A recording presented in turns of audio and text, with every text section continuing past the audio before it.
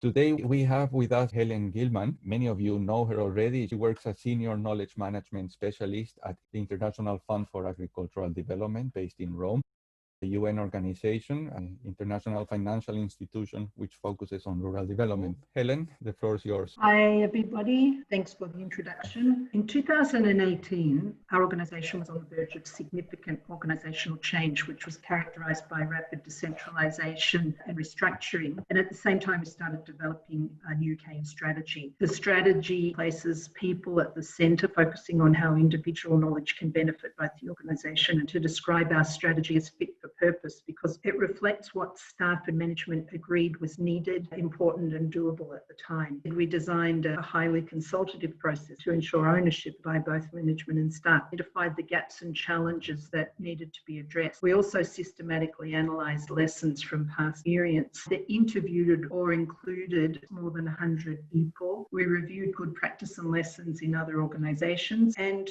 the first draft of the strategy document I sent it peer review to colleagues. Kick-off workshop, we wanted to identify the really crucial organisational capabilities for KM and learning. These are the capability areas that we agreed during the workshop. You would know, looking at a maturity model, each capability area has a set of descriptors to be able to rate our maturity on a 1 to 5 scale. And during the interviews, we asked people to locate themselves. It helped us to get some agreement across the organisation on what knowledge management really meant for us. We also conducted an organisational network analysis. This view shows some of the technical specialists who were being moved out of global roles in HQ and into new, sometimes different roles in regional offices. A review of IFAD's knowledge architecture, which looked at how we can make better use of the tacit knowledge of staff and consultants, as well as documented knowledge in core business processes. But it also raised a lot of interest in the organisation, helped us build a lot of buy-in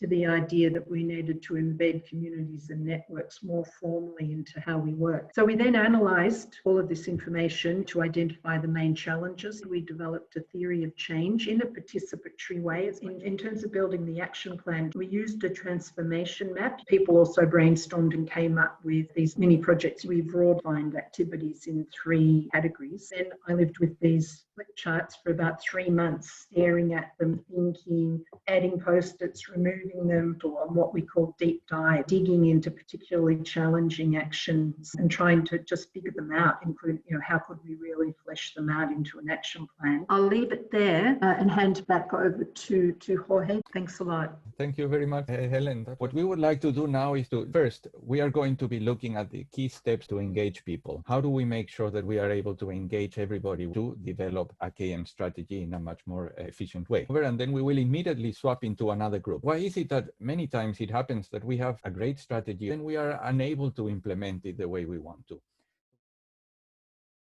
Welcome back. I think it was very nice to see different people, different moments. I would like to start by asking Helen. KM championship is really important, understanding that it's systemic and systematic. I would like to ask Angela to say what she was talking about. Is to really look at what's happening, to acknowledge what's already being done, what people are already doing. There needs to be flexibility and fluidity, a customized approach to the organizations based on the workflow, based on the people in the organization, and based on the information need and the knowledge needs. And the number one goal of trying to make knowledge management more systematic is to make sure that people are learning from these development activities and that we're improving upon them. We're making them more efficient, more cost effective, and more impactful. Janetta? I think that the best idea is involving as much as people as possible. I am for a mixed approach between the top-down strategy and the bottom-up strategy. So you have to identify the best leader from the top management